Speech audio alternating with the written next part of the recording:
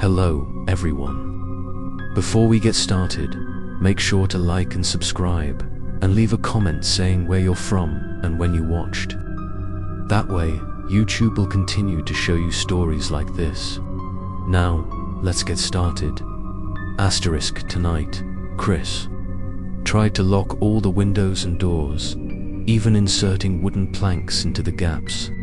But the fear was not in the sound of the waves or the wind, but in the feeling of a pair of eyes peeping from outside. He placed a small candle in the middle of the table, the yellow light trembling on his pale face from lack of sleep.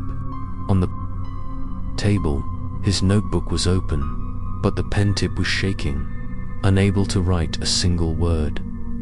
The sound of rain fell heavily. Chris tried to close his eyes, leaning back in the wooden chair. But just as he was about to doze off, a light knock sounded from the window 3 times. Clearly, the sound was so cold that it gave him goosebumps. He turned around, the candlelight trembling on the frosted glass. Behind the opaque glass, he saw a tall, thin figure standing close by.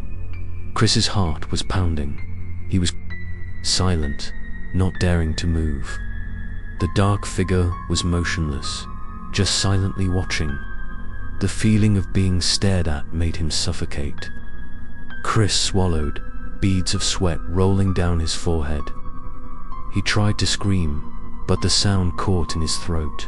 The shadow suddenly raised its head, its face pressed against the glass. For a moment, lightning flashed outside, and Chris saw the deep, dark eyes. Empty and cold.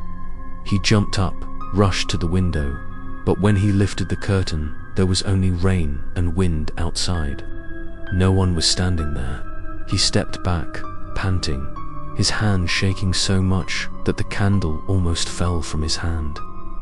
The whole house was silent, except for the sound of rain and waves.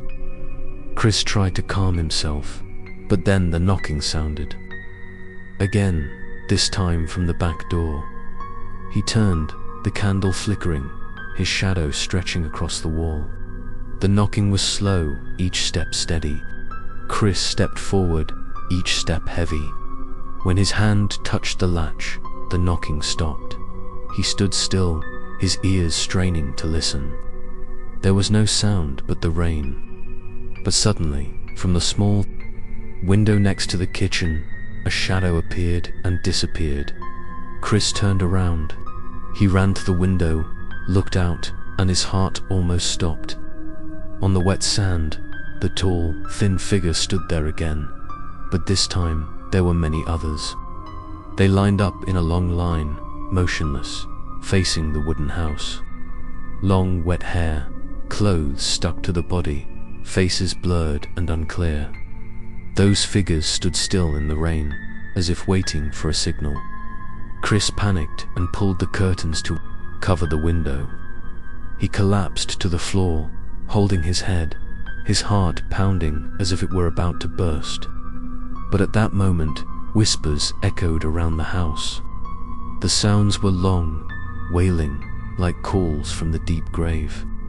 They mixed with the sound of the waves and the wind, making the space thick with horror. He gathered all his courage, ran into the bedroom, locked the door, but that did not keep him safe. From outside the small window, the shadow appeared again. It pressed its face against the glass, its empty eyes staring straight at him. Chris screamed, throwing the oil lamp at the window. The glass shattered. Wind and rain poured in, but the shadow disappeared. He trembled and retreated into the corner of the room, breathing heavily. Suddenly, the knocking sounded again, this time not from the door or window, but from right behind him. Chris turned around, the weak candlelight illuminating a figure sitting on the chair next to him. The face was pale, the lips moved silently. He screamed, closed his eyes, and when he opened them, the chair was empty. Chris did not dare to sleep all night. He sat huddled in the corner, his hands holding his head, his ears still clearly hearing the light knocking and whispering that spread throughout the house. Outside, the line of dark figures still stood motionless in the rain, watching through each window. He knew he was surrounded. At the end of episode 4, the haunting is no longer at sea, but has crept into every window of the house.